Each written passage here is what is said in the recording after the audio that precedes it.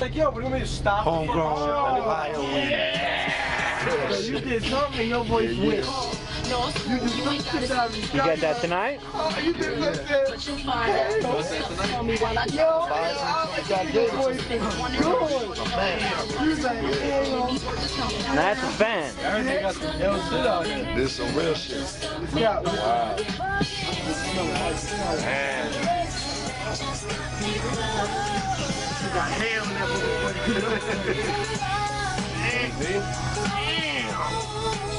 Holy shit. Man, that's a thick. That shit kind of hurt my nose. How thick that branch is. No, that's a tree, dog. That's a tree, kid. That shit hurt my nose. You smell that shit? You smell that shit? Man. Clean your sinuses right there, son. Who gave it to me? That shit crazy. That shit smells dangerous. I thought shit don't do nothing. Never saw a branch that thick. It's like a 2x4 in there. Yeah, that branch is crazy thick. I love to smell that shit before it's fucking cooked.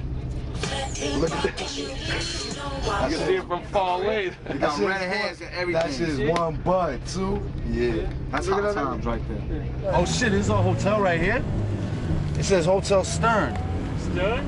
Yo, it's right here, man. That shit looks like a fucking crack hotel, man. There's like cum stains on the fucking, on the sign. And it looks like an elephant came on it. He ain't lying. We might have to, That shit looks like a crack hotel, man. have to regulate that. Come on, man. Let's look at a room first and then bounce. Right. That's word, man.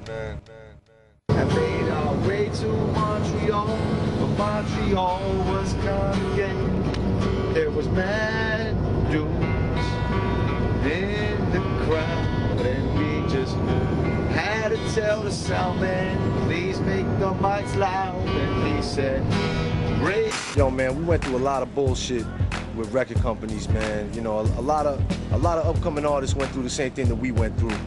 And that's basically a lot of red tape, a lot of bullshit, bad management, fucked up lawyers, you know, just all the pitfalls, all the landmines that we could have possibly stepped on, we stepped on. Major record companies signed us, but they didn't know what to do with us. They had no idea how to market us. I mean, we were talking about everything from drugs to politics to street life. And they was like, yo, nobody is doing stuff like that. Cats who look like you. They were trying to mold us too much. And it's like, okay, well, this is how you have to do songs. You have to do 16 bars for a verse, then you have to do this type of a chorus, and then you have to do this. This business is shady, man. It's full of fucking money-hungry, fucking blood-sucking freaks who want to just rip you for what you got, want to take all your publishing, want to take your royalties, want to tell you what the fuck to do, how to write your rhymes, what you should and shouldn't say. The music industry is full of fucking stupid douchebags at record labels that don't know what the fuck real music is, and that's how it always has been. The politics, the bullshit of all the labels who don't know how to fucking market a band, who's talking about things that are different than anybody else is talking about. And we were like, nah, like, you know what, we can do whatever we want to do. It's like, we making this type of music we make, you know what I'm saying? You signed us based off of this. So, I mean, they signed us, they liked the music, but they had no idea what to do with us. So that was just a whole fiasco. Plus, at the same time, Geffen was going through their problems where they were closing down their urban department and all the acts went over to MCA. Shit didn't work out with Surge. Everything got ugly, and that deal got fucked up. From there, we went over to Matador, who was an independent label, but they actually had some acts that did well, like went gold and platinum, but not in hip hop. They never did hip hop before. So we was like, all right, we'll fuck with them. You know what I'm saying? It's like they were really hungry to work with us. They loved, all the people that worked there loved our music. So we were like, well, at least if they're fans of our stuff, they should want to bust their ass to promote us. And that shit didn't work out. That was a mess. Not so much because they tried to change us, just because they didn't really know how to market us and try to bring a whole bunch of bullshit to the table. We were like, you know what, this ain't gonna work for us because we're gonna drop our album and they're not gonna know what to do with it. So we was like, fuck it, bounce from them. At that point, all the while we're still, every time we bounce from label to label. We always made sure that we put out a single independently on our own so that we make sure that, that fans got what they wanted. And then around that time, my man T-Ray, who me and him go way back to down south, he was forming his label, Beatdown Recordings, which he was working on a deal with Warner Brothers. So he had already signed a couple of groups and he was interested in signing Phixion. So we was interested in fucking with him too, because he had the Warner Brothers shit popping off, and he was really like, he had a lot of the same visions we had as far as like where we could go. You know what I'm saying? So we was like, all right, let's fuck with him. Let's get this shit done. And that shit didn't work out. We wasted about a year and a half fucking with him because he was going through problems with his label, with Warner Brothers, and you know the 2 acts he had signed prior were taking too long to get stuff turned in, whatever. So the label was getting mad. So they were like, you can't sign anything else. You know, we didn't wallow in it. You know what I'm saying? We were back in the lab. We were doing whatever we had to do to make this album come out. You know, we were just solidifying everything. So then we was like, fuck it, we can't wait any longer. Let's just do this shit independent on our own. Find a distributor and just throw this shit out there. Fans can't wait any longer for this. So that's what we did. You know, we had most of the album done. We had about half of the album, more than half the album done when we was at Matador. But we was like, all right, let's do some more new joints, finish it up, you know, call it a wrap and put it out. And that's what we did. Uncle Howie Records put the album out there, The Future Is Now, April 2002. And y'all motherfuckers, y'all get to hear fucking 7 years of fucking pain, man. Fucking blood, sweat, and tears, you know what I'm saying? So y'all motherfuckers better love that shit. Because we'll come to your house and fucking kill you. And now it's time to bring up the headliner of the evening, When I pierced my ear, I gave myself a tattoo when I was 14, in 1967. Just my initials. You see it? It's ugly. Really ugly. What were you thinking? What was I thinking? I was thinking, let me get past through this. Because when you do it with your hand and a needle and 3 needles, one time I'd go in too far, and next time I'd go in, I wouldn't go in enough. It was ridiculous. This one I never even finished. When did you do that? Same time, same day. I just couldn't finish it. I was so young. There was barely any skin there, so every time I went in, it hurt too much. Why didn't you get a tattoo after that? Why? Yeah, why is this like... In those days, tattoos were illegal. You know, it was underground. You know, guys in basements were doing it. I didn't want to get sick, you know, you could get anything.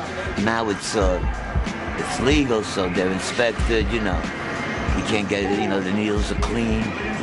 So you don't have to worry about infections and shit like that. Are you looking forward to getting your tattoo? What? Are you looking forward to this? Of course. Yeah. I want to start it already. I mean, I don't know what they're waiting on. Where's Bill? You know what I'm saying? He disappeared. He's probably buying himself another jersey. He should get himself a tattoo of a jersey on his chest. You like the pain? It's really, compared to the pain I felt in life, what the hell is a tattoo? The needles going in. You know, I put needles in my arms for years. This Saturday will be my first day clean. I'm getting off the methadone. I'm getting off the shit. Friday will be the last time I drink it. It's Sunday, Saturday, Sunday, I'll be coming up. Uncle Howie, that's my uncle, you know what I'm saying? And yeah, man, you know, it's funny, man, because 5714, man, this is my old building. This is where I grew up, you know, and right up there in that apartment, man. Yo, matter of fact, put the camera on that window right there. 5714 Farragut Road, you know what I'm saying? My Uncle Howie, he used to be nodding out, you know what I'm saying? Uncle Howie had a heroin habit for mad years, so he was on the methadone program. You know, so he was on the program, but at the same time, he was smoking mad weed, you know what I'm saying? He was doing a lot of wrong things, but, you know, me being a young one, I didn't really know any better. That's my uncle, I looked up to him, you know what I'm saying? So I must have been like 7 or 8 years old, you know what I'm saying? I used to pick the seeds out of the weed for Howie, you know what I'm saying? And just watch him smoke that shit and nod out. And I try to have conversations with him while he was fucked up on dope. And he would just kind of like answer half a question. He'd answer like half a sentence and just drop out. His eyes would close. I wouldn't even understand why the fuck he was doing that. I felt a little dissed sometimes. You know, sometimes I kind of understood what was going on, but not really, you know, because when you're a kid, you don't really understand heroin or drug addiction. But, you know, that was my uncle. I loved him no matter what, same way how I love him now. What's up with Uncle Howie? Uncle Howie's chilling. Matter of fact, Uncle Howie's right here. What's up, man? Dude, what's up? When you say that Uncle Howie has our back, when he has our back, I mean that literally. You don't even know he wasn't backing me. That's because he was watching my back as we walked the streets. You seen all the footage, you seen it, dude is real. You know what I'm saying? Down with Grand Funk, 71. Kept it real. Dope. Howie's the man, you know what I'm saying? Howie's a survivor. Howie's been through fucking hell. You know what I'm saying? And Howie comes up at shows now, he's chilling out, you know what I'm saying? He's got it.